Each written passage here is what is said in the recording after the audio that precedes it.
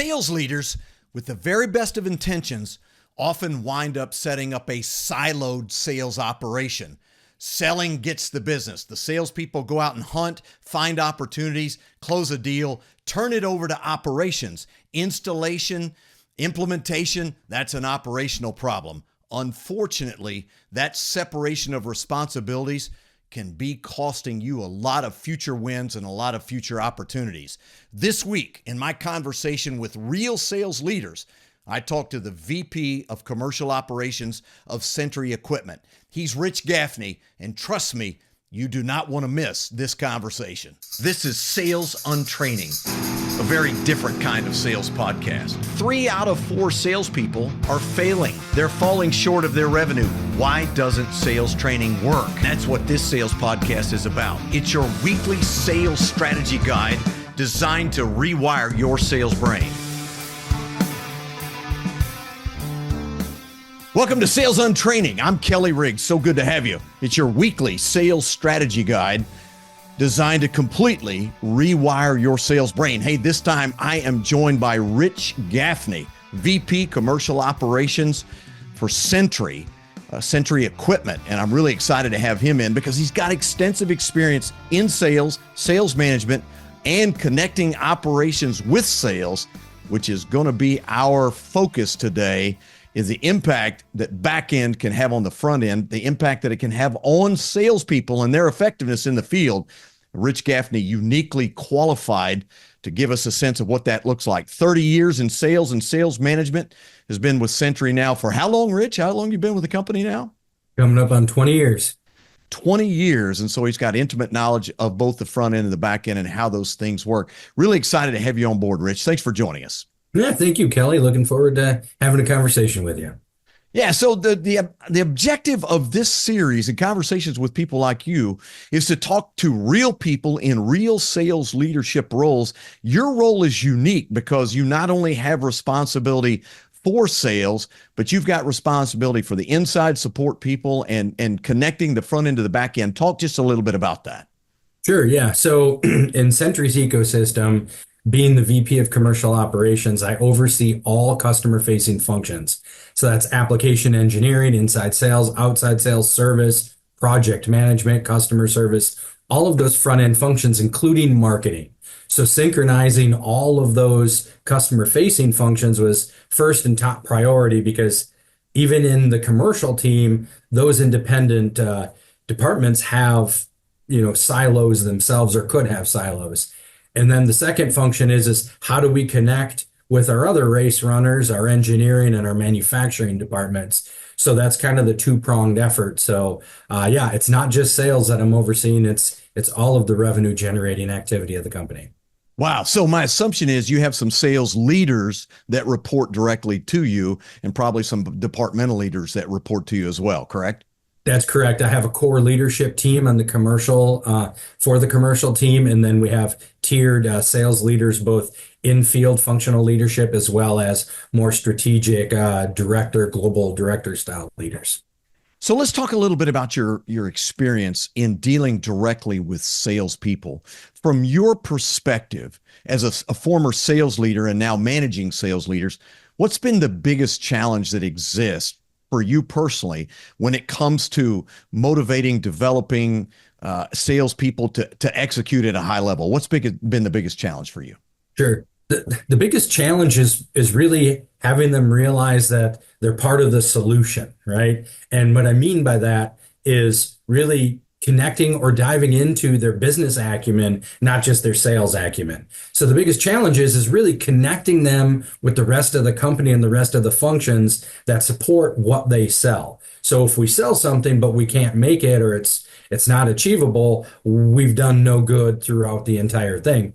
And having our sales team understand that and understand what happens after the job gets handed off has been the biggest challenge, because naturally salespeople are remote and a lot of them like to be that lone wolf, have the autonomy.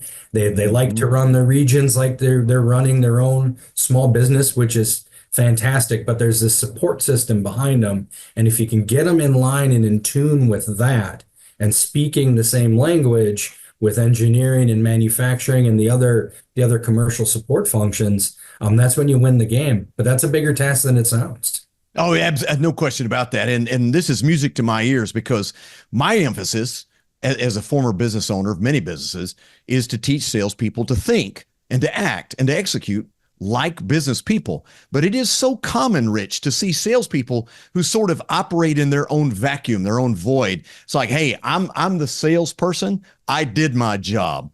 But that's grossly ineffective when it comes to the holistic operation of the company, isn't it? Absolutely. Yeah. So connecting that front end and that back end and having the sales team, not ask questions just about the application, but ask questions about the customer's application for the rest of the company is important. So they need to think like a business person. Absolutely. A good business person can be a good salesperson. But if you have a really good salesperson that doesn't have business acumen, I think you're only going to get part of the way there. To me, it's the difference between good and great. A great 100%. salesperson has that business acumen and leads with the business acumen. You bet. One of the things I like to say is, look, anybody inside the company can kill a sale. Anybody, somebody in finance, accounting functions and so forth, somebody in operations, an AE, an applications engineer, so a customer support person, anybody can kill a deal. And yet we tend to sort of isolate and silo the sales function and act like we've got salespeople and then they turn it loose. They let the back end do their job. Salesperson moves on to the next deal. From my perspective, Rich, and I really want to hear what you have to say about this. To me, it's one of the underappreciated aspects of the selling function is the delivery process, the integration of the solution, making that customer experience the best thing that ever happens. And it sounds to me like that's exactly where you're wired up. That's 100% why I'm wired up. We tried, so many times you hear consultative selling or relationship selling and all those things. And to me, they just become buzzwords. So what we try to instill here is creating that relationship. It's not about the transaction. To me, the transaction will happen if you do everything else right. And so it's about working on the everything else to get the outcome you want. And that includes the delivery of the equipment. Our sales team here at Sentry, once the sale is done, the project isn't done. They need to help and be part of that project all the way through execution, which can include startup and commissioning. Now, I'm not saying that the sales team has to be there, but they should be there and available for the customer through all of that. That's how we deliver a good, consistent customer experience. The sales guys are there to drive that strategy and give us the insight of the customer that we don't have because we don't get to, have the opportunity of standing in their plant. But if there's no doubt about it. I mean, the salesperson is the one that convinces the customer to use the company. At that point, I am the company as a salesperson. 100%. So if I disappear, if I go black during the delivery process, installation, all those things, if the customer doesn't have ready access to me with questions and so forth, then essentially what I've done is drop the baton, as it were. Right. Yeah. And that always bothers me is do you have a strategy for delivery? And so what I want to do is create for the customer a roadmap of what delivery looks like. And by the way, here's my cell phone number. Here's my email address. Here's all these things. But I'm also going to connect you to a series of operational people. But if you have questions, know that I am available and I will help coordinate the communication process. How many times, I want to lead from that into this, how many times have you seen an opportunity go sideways simply because of communication or bad handoff? Oh, a lot. I can only count to 20 given 10 fingers and 10 toes. So it's more than that. I can tell you that. It's more than that. All right. It's more than and so many things come down to communication. I love what you were saying a second ago. The thing that I really hang my hat on is set the expectation, set the purpose, live the purpose, deliver the purpose. What you just explained is exactly how we talk about it here at Sentry. Look, if I'm the salesperson and I'm meeting with you, Kelly, and now it's time to turn you over to a project manager or an application engineer, I should be introducing those people. Kelly, right. These are my people. I trust them like you trust me, right? And if we don't have that trust and I just disappear, you're right. If I disappear, in some ways the company disappeared.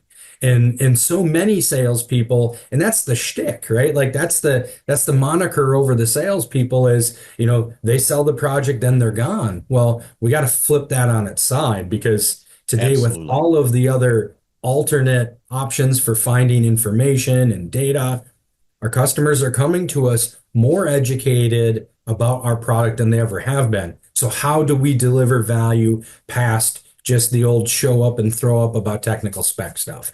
And building that relationship is the way to do it. And if we do it right, we don't have to say we're doing it, because it shows we're doing it.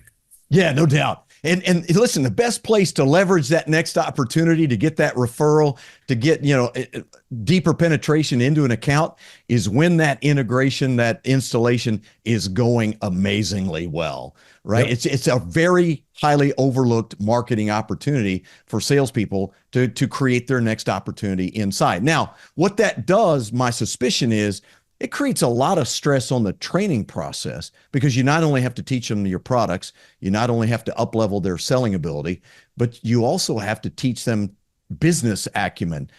How often do you actually hire talent that have the business acumen side mastered? So it's funny you should bring that up. So we use a cultural interview process, and then we use standardized, personality profile testing. Product we use is OAD, but we go through a process to hire to see if the, emotional intelligence is there, the emotional control is there, and then the cultural talent is a fit. Do we think inside of this ecosystem the person can thrive? So we have a pretty structured process.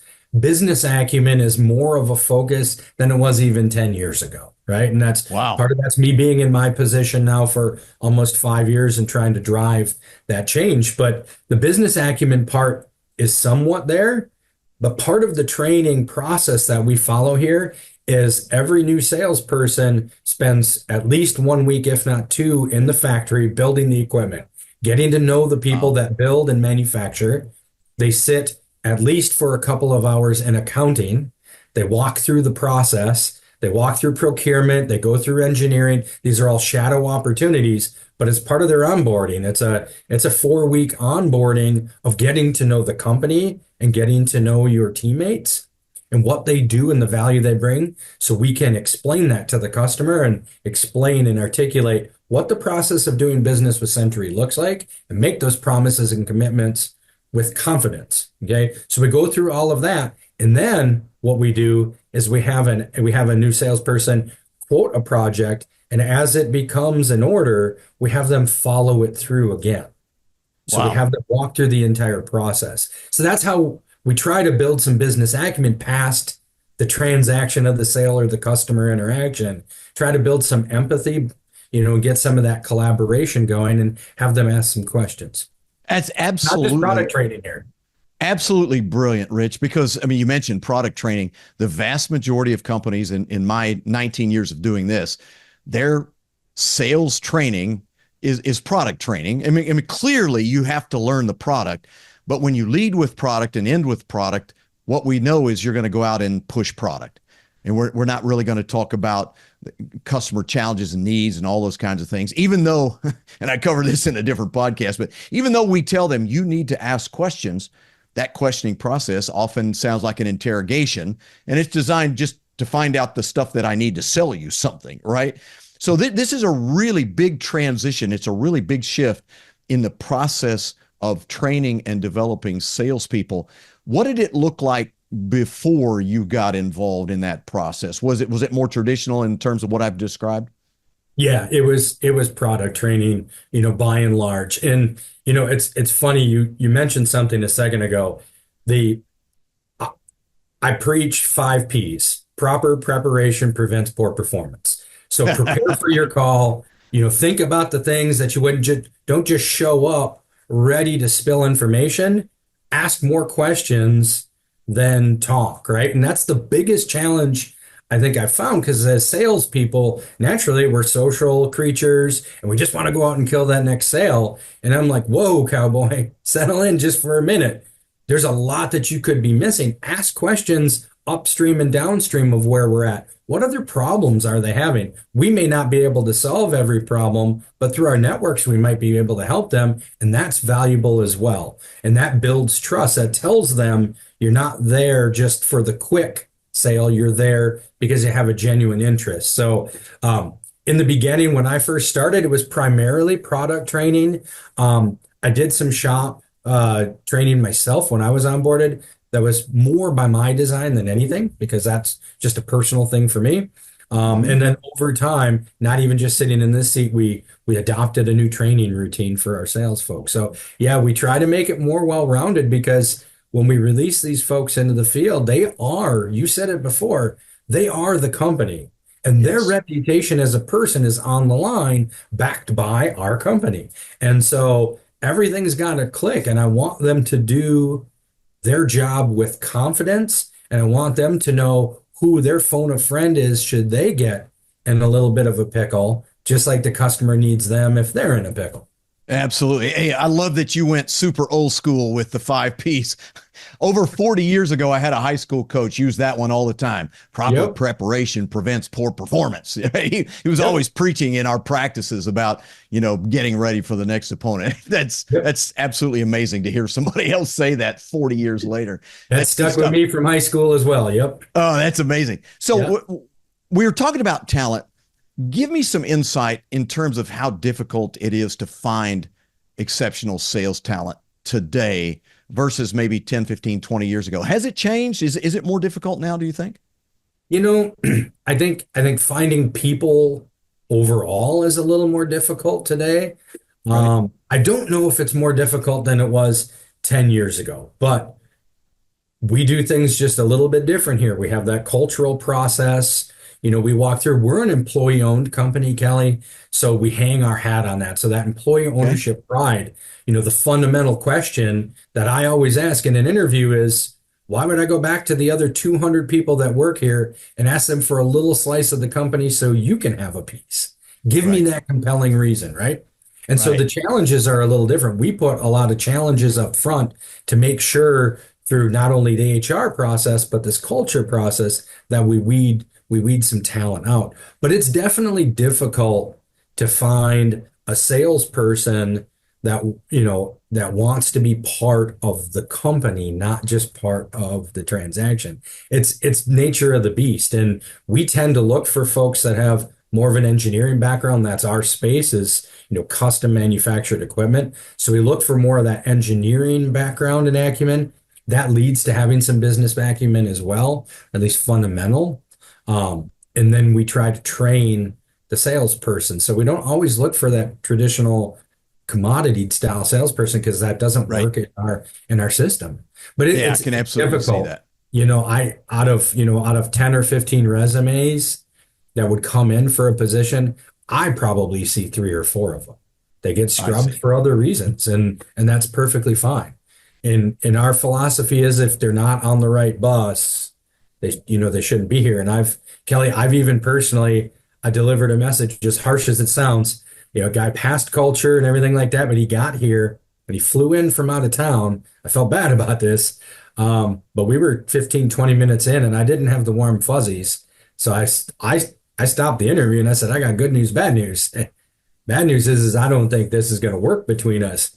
Good news is you're going to be home well in time for dinner tonight because I'm sending you back to the airport. Oh my word. I've not known maybe 2 or 3 people in my lifetime that would actually make that assessment that quick and actually do something about it. The vast majority of time we're throwing bad money after good. We're saying, well, maybe I can do something. Maybe I can change it. One of the things I learned a long time ago, one of the companies, and I believe, I can't remember exactly which company it is, but they had a very simple performance review process. And it was one question. They would ask the manager, would you fight to keep this person on your team? And clearly you're like, I wouldn't be fighting to keep you. So why would I wait? Why would I even wait? This is a phenomenal conversation about connecting sales to the back end function of the company to create a more robust sales organization. Coming up next, I'm going to talk to Rich about 2 or 3 of the biggest challenges he has faced in his career when it comes to training salespeople. Stay with us.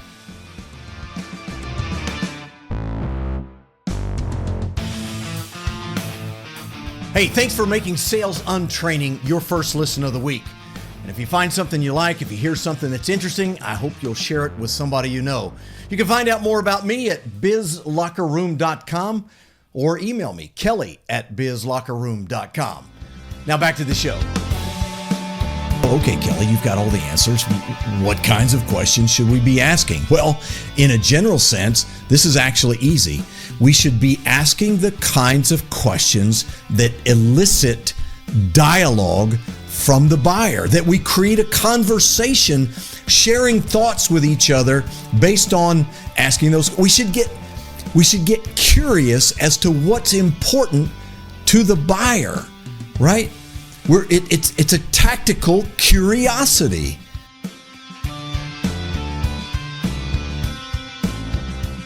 Welcome back. Talking to Rich Gaffney, VP Commercial Operations at Sentry Equipment.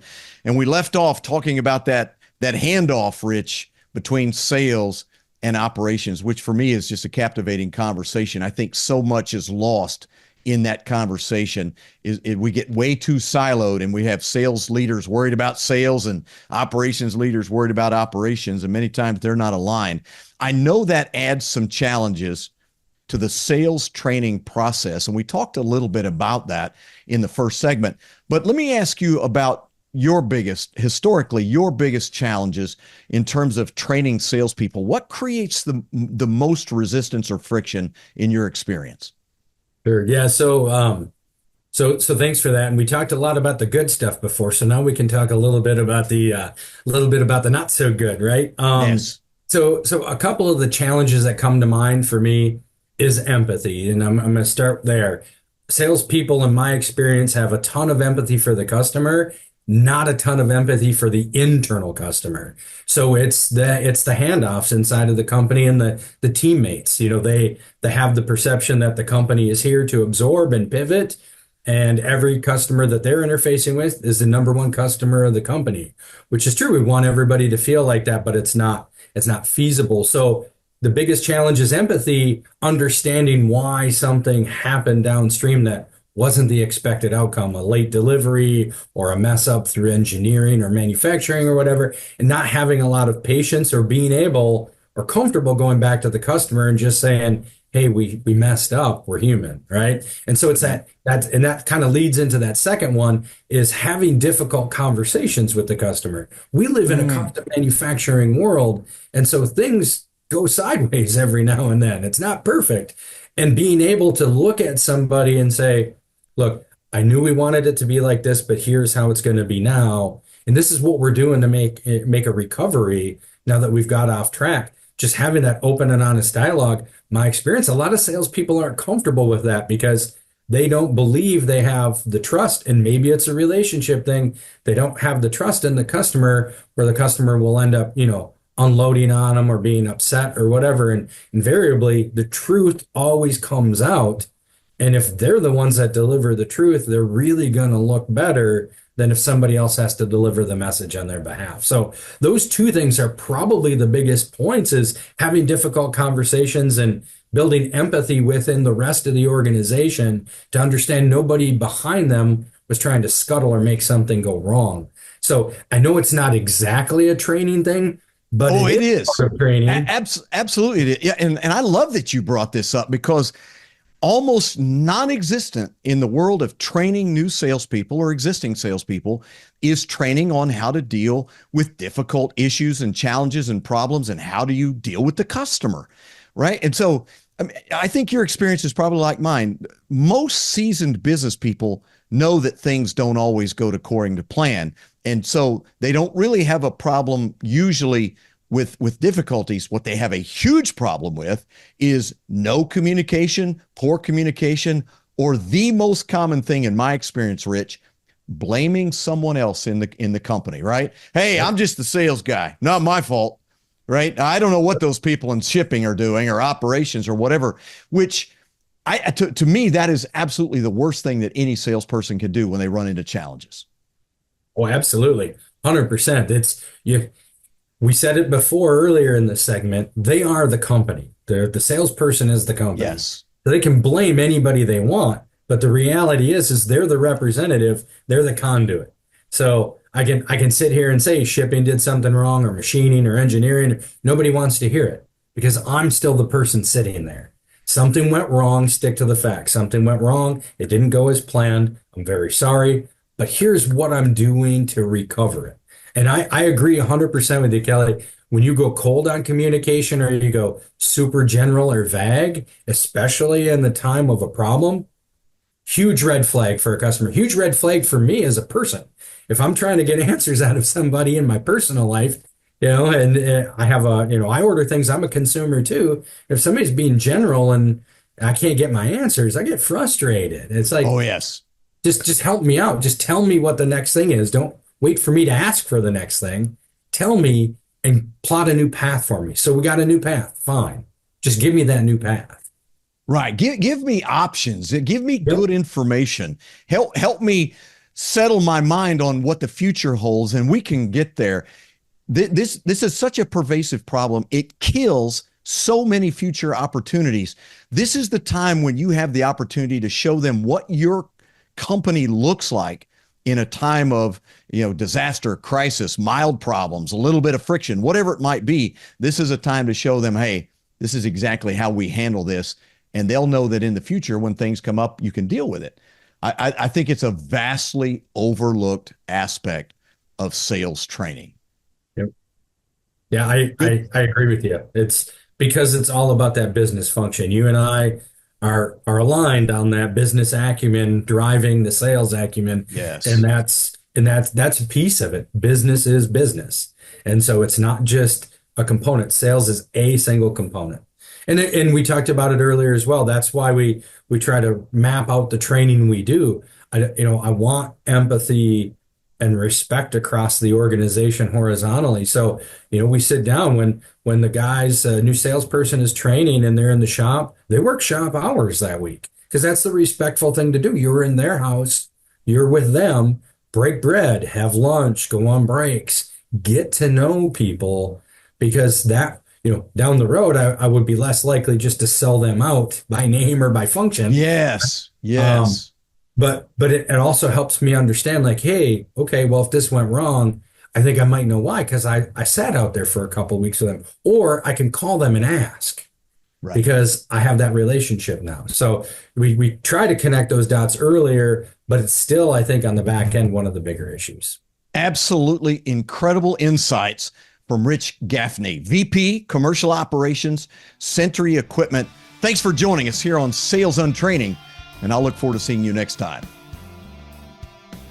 And we are out. All right. So let me stop. Sales Untraining is a production of Business Locker Room and Pod About It Productions. Music and editing by Doug Branson. To get more Kelly, visit bizlockerroom.com.